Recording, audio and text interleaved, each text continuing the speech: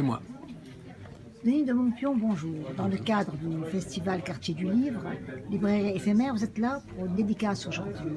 Vous avez un livre qui s'appelle, donc je le prends tout de suite, présentez-vous et dites-nous le nom de votre livre et tout le reste.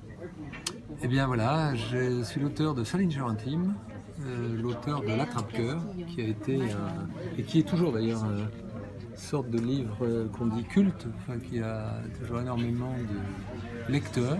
C'est un livre sur l'adolescence et voilà, j'ai fait toute une enquête pendant de nombreuses années pour raconter la vie de cet écrivain extrêmement secret qui a publié un seul roman, donc L'Attrape-Cœur, et qui après a disparu de la circulation pendant jusqu'à sa mort en fait en 2010. Et voilà, moi ce qui m'a intéressé, c'est de savoir pourquoi il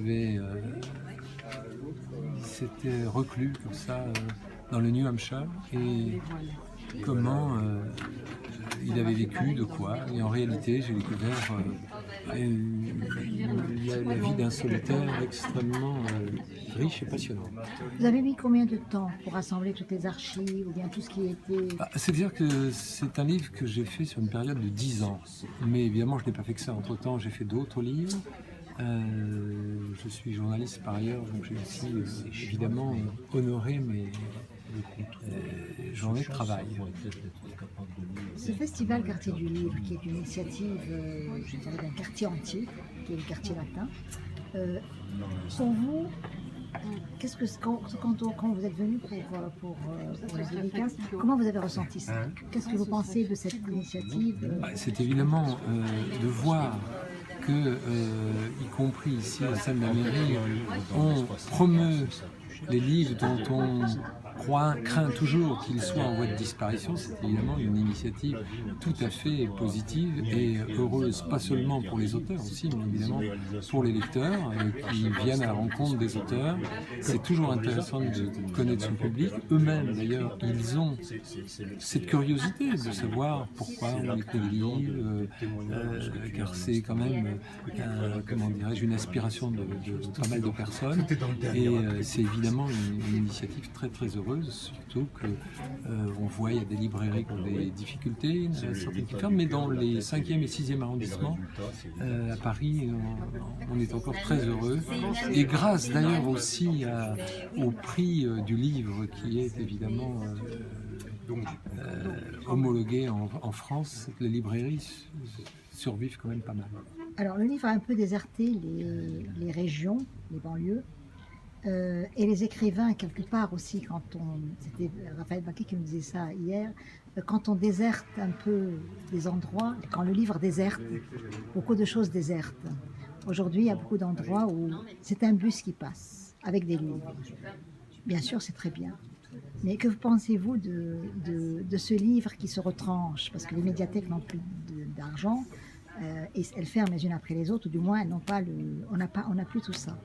Non, mais aujourd'hui, il y a plusieurs façons de faire circuler les livres. En effet, il y a des émissions de radio, des émissions de télévision.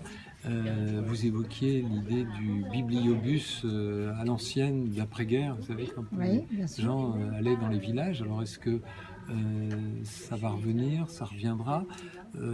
Aujourd'hui, il y a beaucoup de grandes surfaces aussi qui ont maintenant des rayons librairies. Donc, même dans les quartiers que vous considérez comme un peu isolés. Donc le livre quand même circule, quoi. D'ailleurs, il s'en publie toujours des centaines et des centaines tous les ans, quoi.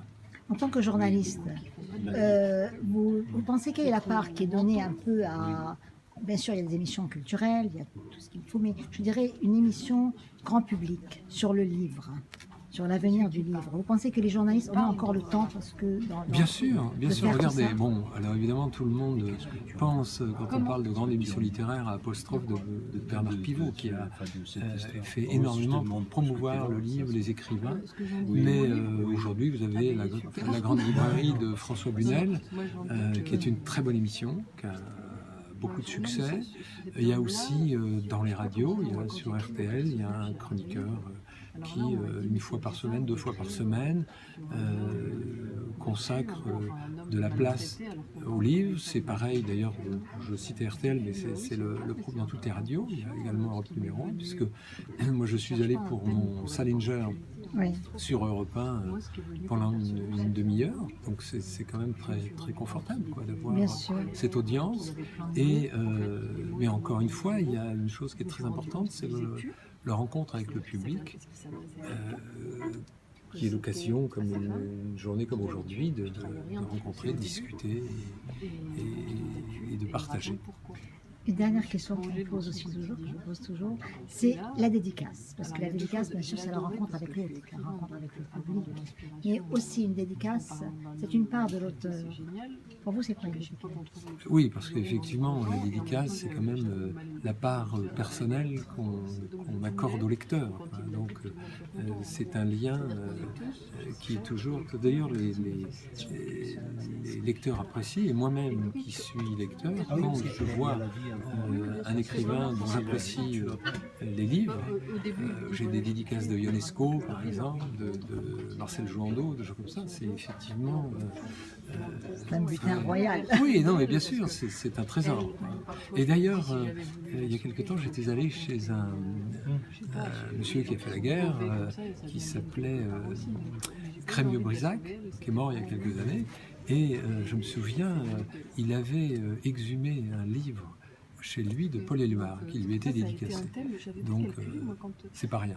C'est magnifique. Un grand merci. Donc, c'était la librairie éphémère dans le cadre du Festival du Livre à Lorient. Merci beaucoup. Et longue vie à Salinger Intime. Merci à vous.